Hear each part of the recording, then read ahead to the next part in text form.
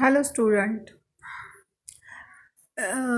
Last video में मैंने आपको एक्सप्लेन किया था how to solve distribution of cash. Okay, now today I will explain second problem and I think second problem explain करने के बाद आपको अच्छे से समझ में आ जाएगा सरप्लस कैपिटल कैसे सॉल्व करते, क्योंकि बहुत ही इंटरेस्टिंग चैप्टर है और कंपलसरी चैप्टर है। आपको आउट ऑफ मार्क मिलते हैं इसके लिए। और ये इसमें एक फ़ायदा एक है कि दो दो स्टेटमेंट बनाने हैं ना, तो आपको एक स्टेटमेंट पूरा आ गया तो उसके पूरे मार्क मिलते हैं। इनकेस अगर आपका सेकेंड स्टेटमेंट आधा बराबर है तो एक स्टेटमेंट के पूरे मार्क और दूसरे के आधे इतने आपको मिल जाते हैं। ऐसे नहीं कि बाकी प्रॉब्लम की तरह पूरा प्रॉब्लम स्टार्ट टू एंड एक ही स्टेटमेंट बनाना है और उसमें से पहले ही अगर कुछ गलती होगी तो पूरा प्रॉब्लम रॉन्ग हो जाता है। ऐसे ही पिसमिल डिस्ट्रीब्यूशन में नहीं है। तो आपको ये एक फ़ायदा है कि आपको दो दो स्टेटमेंट बनाने हैं तो उसके मार्किंग के आपको बेनिफिट मिलते हैं। ओके, तो लेट्स स्टार्ट। मैं आपको पहले प्रॉब्लम रीड करके बताती हूँ। Okay, A and B are partners sharing profits and losses in the ratio of 3:2 respectively. They decided to dissolve the firm 31st March 2019, on which date their balance sheet was as under. I think ये problem मैंने आपको surplus statement कैसे बनाते हैं उस time भी video में डाला है, इसलिए मैं सरप्लस का स्टेटमेंट फास्ट थोड़ा रीड करूँगी और ज़्यादा फोकस में डिस्ट्रीब्यूशन ऑफ कैश के स्टेटमेंट को दूंगी। ओके, बैलेंस शीट में कैपिटल है ए एंड बी। ए का 42,000, बी का 18,000 है। Creditors are 24,000, bills payable 16,000, general reserve 5,000, stock 50,000, debtors 10,000, building 40,000, cash 5,000। Balance sheet total 1,05,000। See यहाँ पे देखो थर्ड पार्टी जो है वो दो मेंशन हो गई है। First is creditors and second is bills payable. Last problem में सिर्फ एक ही थर्ड पार्टी थी, वो थी बिल्स पेबल। नाउ आपको समझ में आ जाएगा बोथ लायबिलिटीज़ है, बोथ थर्ड पार्टी लायबिलिटीज़ है, तो कैसे लायबिलिटी पेड करते। Okay, then adjustment as under 30 April को रियलाइजेशन हुआ था 36,000 का, 15 मई को हुआ था 4,000 का, 31 मई को है 10,000 एंड 15 जून को है 30,000। Show how the proceeds should be distributed as and when received as per surplus capital method. ये थोड़ा आपको कैपिटल नहीं दिखाई देगा, मैंने क्लिक किया तो थोड़ा सा ये हो गया था, प्रॉब्लम थोड़ा कट हो गया था। ओके, लेकिन मैं आपको एक्सप्लेन करती हूँ। अब यहाँ पे देखो सरप्लस कैपिटल हमने कैसे किया। Balances as per balance sheet 42,000 and 18,000। उसके बाद जनरल रिजर्व ऐड किया है 3:2 के हिसाब से। तो हमारा जो बैलेंसेस या फिर सरप्लस कैपिटल है वो कितना आया, 45,000 एंड 20,000, 45,000 एंड 20,000। उसके बाद प्रॉफिट शेयरिंग रेशो मेंशन करेंगे 3 and 2। उसके बाद यूनिट वैल्यू कैसे निकालेंगे, 3 divided by 45,000 is equal to 15,000, 20,000 divided by 2 is equal to 10,000। Okay, उसके बाद हम क्या करेंगे, बेस ए एंड बी जो भी बेस है उसको पहले हम लेंगे। जो बेस है मतलब जिस पार्टनर की अमाउंट यूनिट वैल्यू कम है वो यूनिट वैल्यू बेस पकड़ के हम क्या करेंगे, आगे की प्रोसीजर कंटिन्यू करेंगे। तो बेस कितना है 10,000, 10,000 into 3 is equal to 30,000 and 10,000 into 2 is equal to 20,000।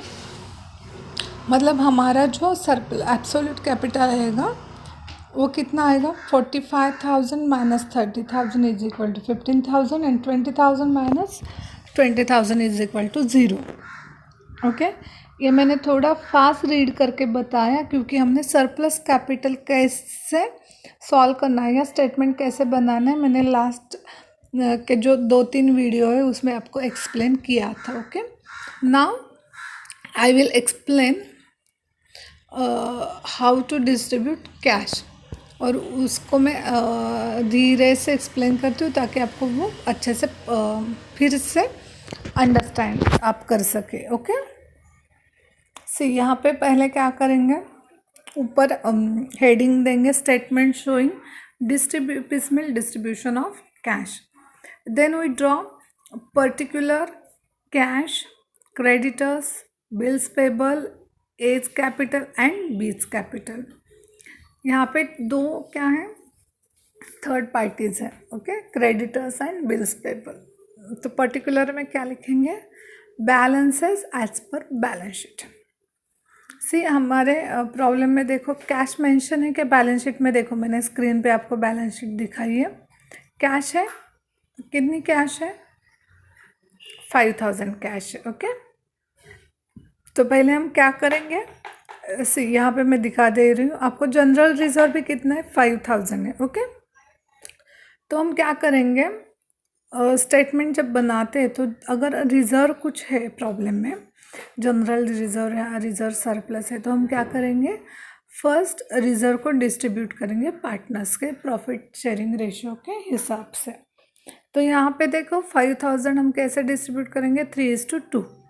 मतलब ए को मिलेंगे 3000, बी को मिलेंगे 2000. ओके, उसके बाद एज जैसे बैलेंस है बैलेंस शीट के हिसाब से वैसे कैरी फॉरवर्ड करेंगे. सिर्फ उसमें क्या होगा, बैलेंस जो कैपिटल बैलेंस है पार्टनर्स का उसमें रिजर्व ऐड होगा. मतलब सी यहाँ पे बैलेंस ड्यू, क्रेडिटर्स 24,000. कैश अभी तक हमने मेंशन नहीं की है फर्स्ट स्टेज को, क्योंकि पहले हम क्या करेंगे, जो रिजर्व है वो डिस्ट्रीब्यूट करेंगे, उसके बाद कैश मेंशन करेंगे.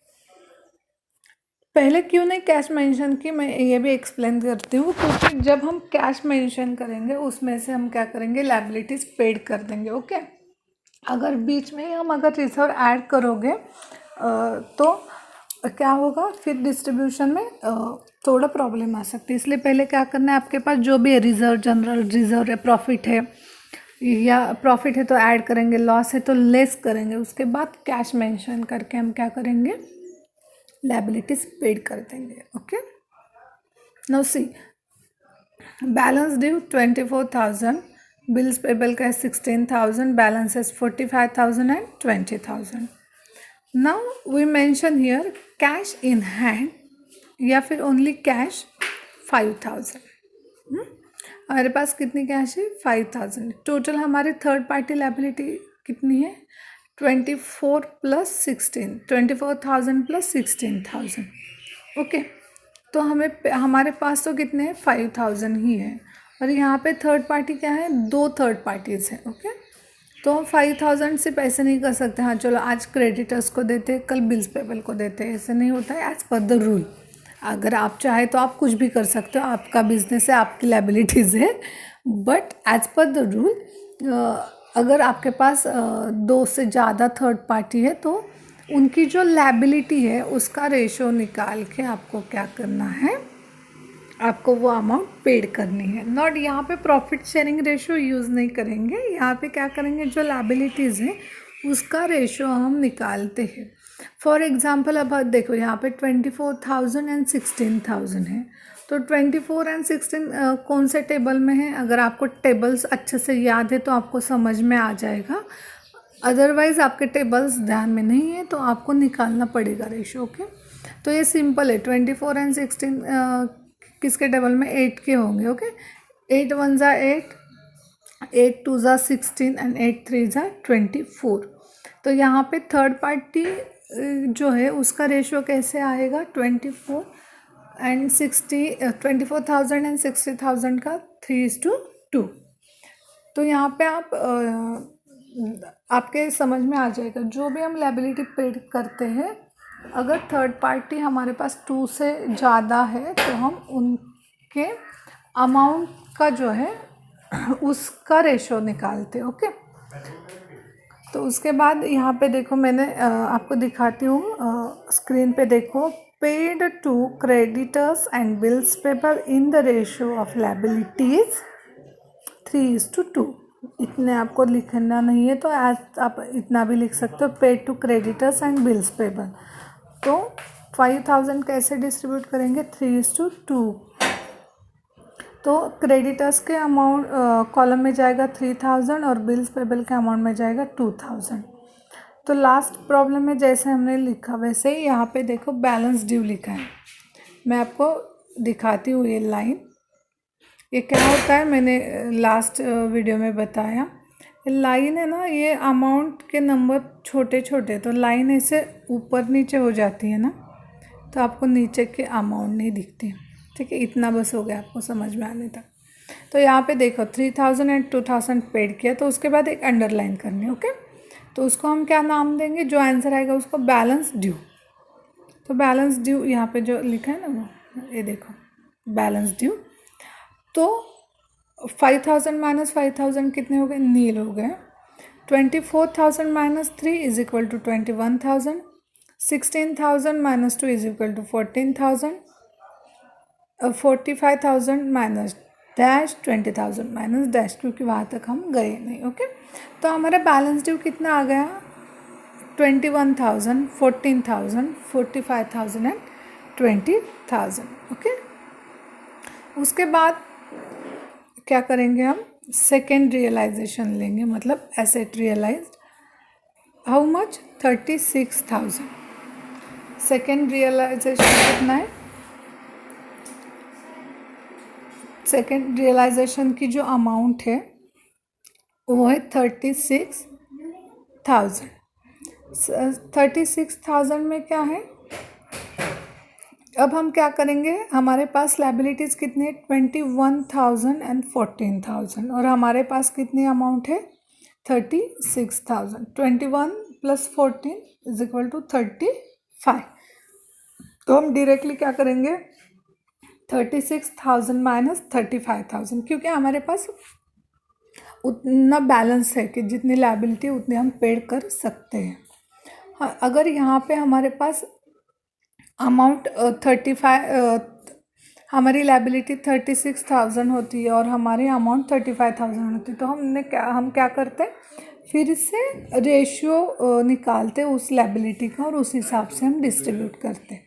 लेकिन यहाँ पे हमारे पास अमाउंट जितनी है उससे थोड़ा कम हमें क्या करना है, लायबिलिटी पेड करनी है। ओके, तो 36,000 माइनस 35,000, अगेन हम क्या लिखेंगे, paid to creditors and bills payable. तो कैश के कॉलम में आएगा 35,000, क्रेडिटर्स के कॉलम में जाएंगे 21,000 एंड बिल्स पेबल के कॉलम में जाएंगे 14,000 एंड बाकी कैपिटल के यहाँ डैश डैश हो जाएगा। ओके, तो हमारा बैलेंस ड्यू या कैश बैलेंस कितना रहेगा, तो यहाँ पे देखो हम बैलेंस ड्यू क्यों नहीं लिखा, लिख भी सकते हैं, या आपको कैश बैलेंस लिखना है तो आप कैश बैलेंस भी लिख सकते हो। बैलेंस ड्यू कितना है हमारा, आंसर आता है 1,000। क्रेडिटर्स और बिल्स पेबल नील हो गए, तो उस कॉलम में डैश, और कैपिटल्स के कॉलम में 45,000 एंड 45,000 एंड 20,000। ये फिर से लाइन की मिस्टेक, मैंने कर दिया ये रफ। ओके, ये देखो थोड़ा थोड़ा दिखाई दे रहा है ना, 40,000 एंड 20,000 इनफ है। ओके, तो उतना बैलेंस बच गया हमारा। ओके, तो फिर हम क्या करेंगे, अब हमारे पास क्या है,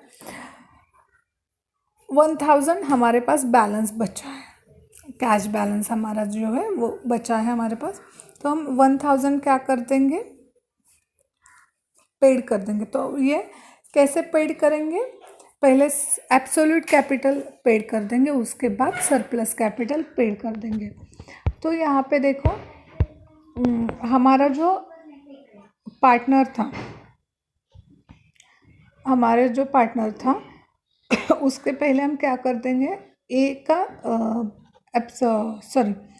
को सरप्लस कैपिटल पहले पेड कर देंगे। ओके, तो यहाँ पे हम क्या लिखेंगे, paid to as surplus, paid to as surplus. तो फिर से हमारा बैलेंस ड्यू कितना आ गया, कैश के कॉलम में nil, creditor bills payable nil, A का 45,000 minus 1 is equal to 44,000 and B का कैपिटल 20,000। ओके, उसके बाद नेक्स्ट जो रियलाइजेशन है वो नोट डाउन करेंगे।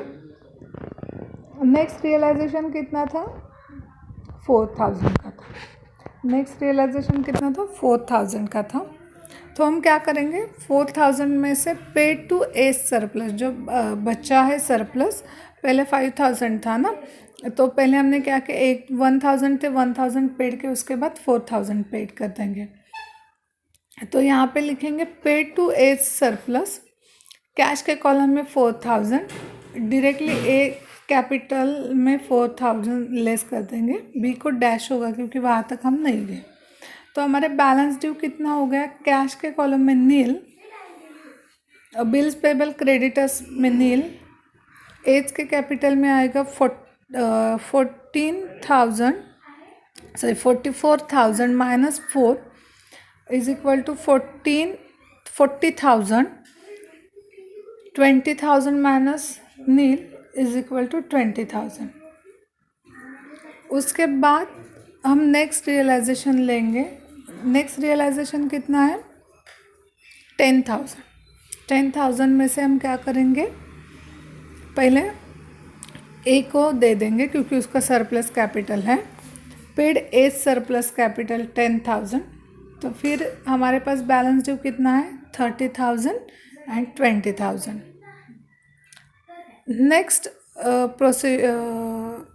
नेक्स्ट क्या करेंगे हम, जो हमारे पास लास्ट रियलाइजेशन है 30,000, वो क्या करेंगे, एज पर रेशो के हिसाब से डिस्ट्रीब्यूट करेंगे, क्योंकि सरप्लस वगैरह हमारा हमने क्या क्या पेड किया। अब हमारे पास 30,000 बचे हैं, वो क्या करेंगे, हम पार्टनर्स को डिस्ट्रीब्यूट करेंगे। ओके, तो वो कैसे करेंगे, जो उनका प्रॉफिट शेयरिंग रेशियो था उस हिसाब से। अब उनका प्रॉफिट शेयरिंग रेशियो कितना है, 3:2, मतलब 30,000 minus 3/5 is equal to 18,000 and then 30,000 into 2:5 is equal to 12,000। तो रियलाइजेशन लॉस कितना आ गया, 12,000 एंड 8,000। रियलाइजेशन लॉस कितना है, 12,000 एंड 8,000। मतलब मैंने लास्ट वीडियो में बताया था, पिसमिल डिस्ट्रीब्यूशन में कभी भी प्रॉफिट मेंशन नहीं होता है, वो क्या होता है, लॉस ही कैलकुलेट होता है। तो हम क्या मेंशन करेंगे, last word, realization loss. Okay, sorry, फिर से रिपीट करती हूँ, listen carefully. First withdraw statement, particular column, cash column, creditor column, bills payable column, as capital and bills capital. यहाँ पे क्रेडिटर्स एंड बिल्स पेबल का column है क्योंकि third party liability है। अगर यहाँ पे गवर्नमेंट ड्यू होता तो पहले गवर्नमेंट ड्यू का कॉलम आ जाता, मैं for example income tax, sales tax, excise वगैरह। उसके बाद थर्ड पार्टी जितने भी है, क्रेडिटर्स है, बिल्स पेबल है, पार्टनर्स, वाइफ लोन है, पार्टनर्स लोन है, वो। उसके बाद क्या करेंगे, balances as per balance sheet note down करेंगे। उसमें क्या है, पहले कैश मेंशन क्यों नहीं किया, क्योंकि जो भी रिज़र्व है, रिज़र्व प्लस है या जनरल रिज़र्व है, हम क्या करेंगे, वो ऐड कर देंगे। किस में ऐड करेंगे, जो भी हमारा पार्टनर्स, जो भी हमारे पार्टनर्स है उनके जो कैपिटल की अमाउंट है उसमें हम क्या करेंगे, reserve plus general reserve profit add कर देंगे। अगर लॉस है तो लेस कर देंगे। और उसके बाद नेक्स्ट स्टेप जो रहती है, अगर प्रॉब्लम में कैश मेंशन की है, बैंक मेंशन की है, तो हम वो नोट डाउन करेंगे। यहाँ पे कैश कितना है, 5,000 है, तो हमने कैश ले लिया। उसके बाद क्या करेंगे, वो कैश जो है हमारे पास अवेलेबल कैश में से हम क्या करेंगे, फर्स्ट थर्ड पार्टी पेड करेंगे। गवर्नमेंट ड्यू है तो गवर्नमेंट ड्यू पेड करेंगे। उसके बाद हम क्या करेंगे, जब भी हम अगर दो से ज़्यादा हमारे पास थर्ड पार्टी है, मतलब दो और मोर देन टू और मोर देन टू है, तो हम क्या करेंगे, फर्स्ट थर्ड पार्टी लायबिलिटी का रेशो निकालेंगे, जो अमाउंट है लायबिलिटी की उसकी, और उस अमाउंट के रेशो के हिसाब से हम क्या करेंगे, वो थर्ड पार्टी जो है वो पेड कर देंगे। ओके, उसके बाद क्या करेंगे, हमारे पास जो रियलाइजेशंस है उसमें से हम क्या करेंगे, थर्ड पार्टी पेड करेंगे। उसके बाद एब्सोल्यूट कैपिटल पेड करते हैं। एब्सोल्यूट कैपिटल पेड करने के बाद सरप्लस कैपिटल पेड कर देंगे। और उसके बाद क्या करेंगे, अगर हमारे पास अमाउंट है तो उसके जो रिमेनिंग अमाउंट है उसमें से हम क्या करेंगे, पहले सरप्लस कैपिटल पेड करेंगे, एब्सोल्यूट कैपिटल पेड करेंगे, उसके बाद सरप्लस कैपिटल पेड करेंगे। अगर उसके बाद भी अगर कुछ अमाउंट रिमेनिंग है तो हम क्या करेंगे, जो पार्टनर्स है उनको क्या करेंगे, उनके प्रॉफिट शेयरिंग रेशियो के हिसाब से कैश डिस्ट्रीब्यूट करेंगे। ओके, तो मैं आपको फिर से बताती हूँ, जो भी हम पिसमेल डिस्ट्रीब्यूशन का प्रॉब्लम सॉल्व करते हैं जब हम, तो पहले आपको क्या करना है, फर्स्ट आपको सरप्लस कैपिटल स्टेटमेंट प्रिपेयर करना है। देन आपको पिसमेल डिस्ट्रीब्यूशन ऑफ कैश का स्टेटमेंट प्रिपेयर करना है। और उसमें क्या करोगे आप, फर्स्ट स्टेप जो भी सरप्लस है वो सरप्लस जो है वो कैलकुलेट करोगे, सरप्लस कैपिटल जो है वो कैलकुलेट करोगे, और उसके बाद डिस्ट्रीब्यूशन ऑफ कैश का स्टेटमेंट बनाओगे। अब डिस्ट्रीब्यूशन ऑफ कैश में क्या करोगे, first step as per balances note down करोगे, जो भी पार्टनर्स का कैपिटल है वो, उसके बाद थर्ड पार्टी गवर्नमेंट ड्यू, जितने भी पेमेंट आपको पेड करने, मतलब लायबिलिटी पेड करने, वो हर एक लायबिलिटी का एक कॉलम बनाना है आपको। उसके बाद आपको क्या करना है, वो कॉलम बनाने के बाद पहले जब आप सरप्लस स्टेटमेंट बनाते हो तभी आपको पता चलता है कि प्रॉब्लम में जनरल रिजर्व है, क्या रिजर्व है, क्या प्रॉफिट है, लॉस मेंशन किया है, व्हाटएवर जो भी है। लॉस छोड़ के जो रिजर्व है, जनरल रिजर्व है, वो ऐड करने हैं। लॉस है तो लेस करना है। ये कहाँ से लेस करना है, जो भी पार्टनर्स की कैपिटल के अमाउंट है उसमें से आपको ऐड लेस वहाँ करना है। अदर कोई भी मतलब कॉलम है उसमें वो ऐड या लेस नहीं करना है। ओके, देन आपको क्या करना है, अगर प्रॉब्लम में कैश या बैंक बैलेंस मेंशन किया है तो वो नोट डाउन करना है। उसके बाद आपको पहले वो जो भी अवेलेबल कैश है उसमें से थर्ड पार्टी पेड करनी है। एंड उसके बाद जो स्टेप्स आती है, वो जो एसेट रियलाइज किया है वो एसेट रियलाइजेशन में से आपको क्या करना है, एक एक लायबिलिटी पेड करनी है। जब तक सब लायबिलिटी पेड नहीं होती है तब तक आपको जो जितने भी एसेट रियलाइज की है वो यूज़ करनी है।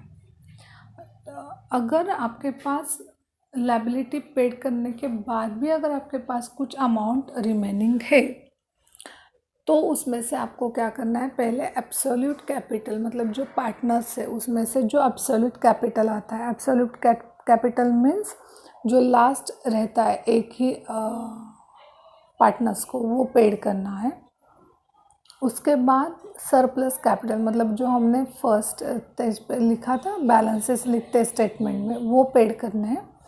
और उसके बाद भी आपके पास अगर कुछ अमाउंट रिमेनिंग है तो आपको क्या करना है, वो पार्टनर्स को डिस्ट्रीब्यूट करनी है।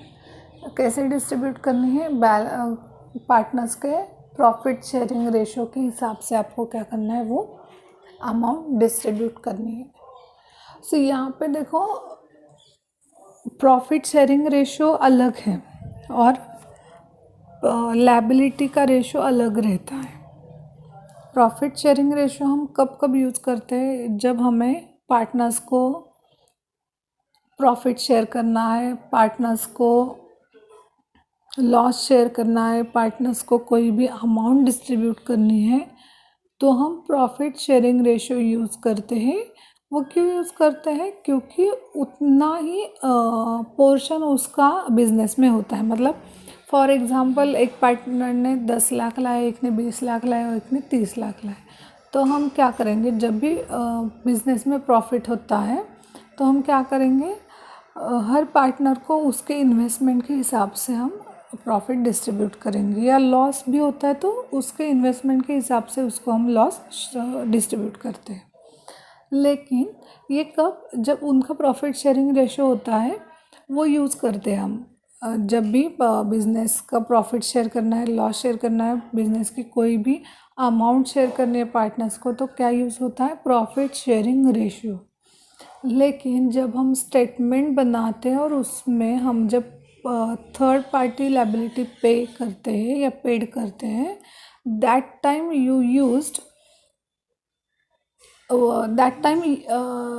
यूज़ थर्ड पार्टी जो है उनकी अमाउंट का रेशो निकालना है। लिसन केयरफुली, जो थर्ड पार्टी है उनकी जो अमाउंट है उनका रेशो निकालना है। फॉर एग्ज़ाम्पल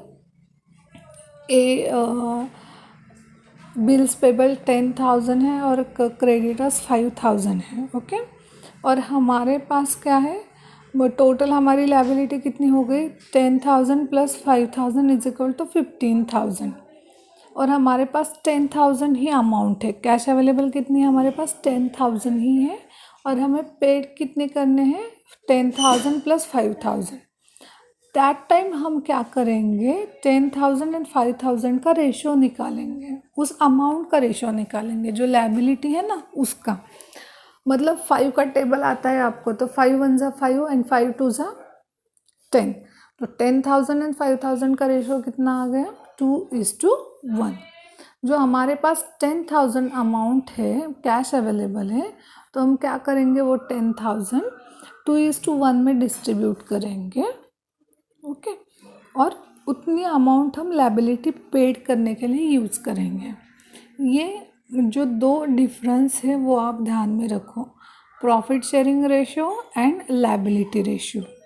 लायबिलिटी रेशो कब यूज़ करना है हमें, जब हम थर्ड पार्टी 2 और मोर देन 2 जब हमारे थर्ड पार्टीज होती है, दैट टाइम हम लायबिलिटीज़ का रेशो यूज़ करेंगे। लायबिलिटीज़ का रेशो मतलब जितनी अमाउंट है उसका रेशो निकाल के, ओके। आई थिंक आपको समझ में आ गया होगा what is the profit sharing ratio and what is the liability ratio, okay.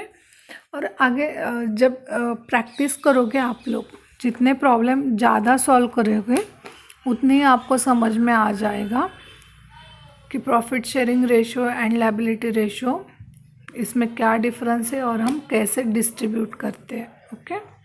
तो ये वीडियो सुन के ऐसा टेंशन मत लेना क्यों कैसे करेंगे हम, कैसे रेशो निकालेंगे, बचपन से यही करके आ रहे हैं हम। हमें अमाउंट दिखती है, हमें टेबल्स आते हैं ना, टेबल्स आते हैं तो हमें रेशो निकालने में कोई प्रॉब्लम नहीं होता है। इनकेस अगर अमाउंट बड़ी है तो और एक ट्रिक है, मैं आपको बताऊंगी वो रेशो कैसे निकालते हैं। लेकिन अभी तक तो आप टेबल के हिसाब से रेशो निकालते हैं, निकालोगे वो उतना ही काफ़ी है। जब बहुत बड़ी अमाउंट रहती है तब वो हम क्या करते हैं, कैलकुलेशन करके रेशो निकालते हैं। लेकिन फर्स्ट ईयर के स्टेज में, मतलब आप फर्स्ट ईयर में हो तो इतनी बड़ी अमाउंट नहीं आती है पिसमिल में आपको कि आपको कैलकुलेशन करना पड़े कैश डिस्ट्रीब्यूट करने के लिए। सो डोंट वरी, जो भी है आप प्रैक्टिस करो, जो प्रॉब्लम है उसके तो आपको आ जाएगा। और मैं आप सब स्टूडेंट को बताती हूँ, निराली पब्लिकेशन का जो बुक है, ऑथर है कुलकर्णी एंड महाजन। निराली पब्लिकेशन का बुक है आपका फिनेंशियल अकाउंटिंग का वही यूज़ करो। ओके, क्योंकि जब भी पेपर सेटिंग करते हैं हम लोग, तब निराली पब्लिकेशन का जो बुक है वो बहुत टाइम यूज़ होता है। और अगर आपने सक्सेस पब्लिकेशन का लेना है तो मिटारे सर करके उनका एक बुक है, लेकिन अब मेरे हिसाब से तो जो निराली पब्लिकेशन है वो बेस्ट बुक है। तो आप निराली पब्लिकेशन का बुक यूज़ करो, तो आपको क्या होगा, उसकी प्रैक्टिस आप अच्छे से करोगे। तो उसमें जो सॉल्व प्रॉब्लम है उसकी प्रैक्टिस की तो भी बहुत हो गया। ऐसे नहीं जो सॉल्व नहीं वो भी किए तो कुछ प्रॉब्लम नहीं है, लेकिन प्रैक्टिस के लिए फ़िलहाल अभी जो सॉल्व प्रॉब्लम है वो करो, और उसके बाद जो प्रैक्टिस के लिए दी है प्रॉब्लम वो भी सॉल्व करो, ताकि आपको समझ में आ जाएगा क्या क्या आपको समझ में आ रहा है और क्या नहीं आ रहा है। तो उसी अगर आप प्रैक्टिस करते हो तो आपको क्वेश्चन आएंगे मुझे पूछने के लिए। अगर आपने सॉल्व नहीं किया प्रॉब्लम तो आपको एक भी क्वेश्चन नहीं आ सकता है। ओके, तो पहले वीडियो सुनो, उसके बाद प्रैक्टिस करो। Okay, thank you.